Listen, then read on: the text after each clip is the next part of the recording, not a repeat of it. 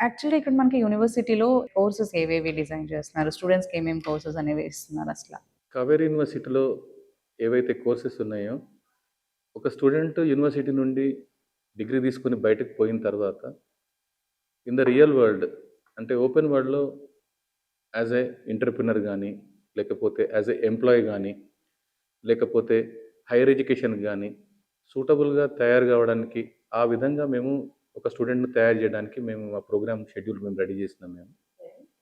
మా దగ్గర అగ్రికల్చర్ మా దగ్గర 2024లో స్టార్ట్ అయింది. అగ్రికల్చర్ తర్వాత 2025, 26లో మాది ఇంజినీరింగ్ ప్రోగ్రామ్ స్టార్ట్ అయింది.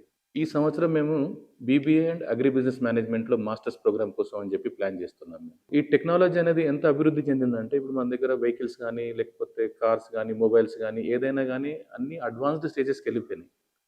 కానీ ఏదైతే ప్రపంచానికి అవసరమో, ఏదైతే ప్రతిరోజు మనం తినే భోజనం ఏదైతే అందరికీ అవసరమో, సో దీని లోపల టెక్నాలజీని పూర్తిగా మనం ఎట్లా ఇన్వాల్వ్ చేయొచ్చు, దీని ద్వారా మనం ఏదైతే అగ్రికల్చర్ ప్రొడక్టివిటీని ఇంక్రీజ్ చేయాలి.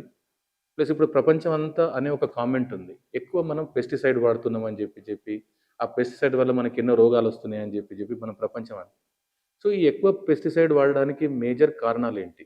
మనం మనకున్న టెక్నాలజీని యూజ్ చేసి తక్కువ పెస్టిసైడ్ వాడొచ్చా?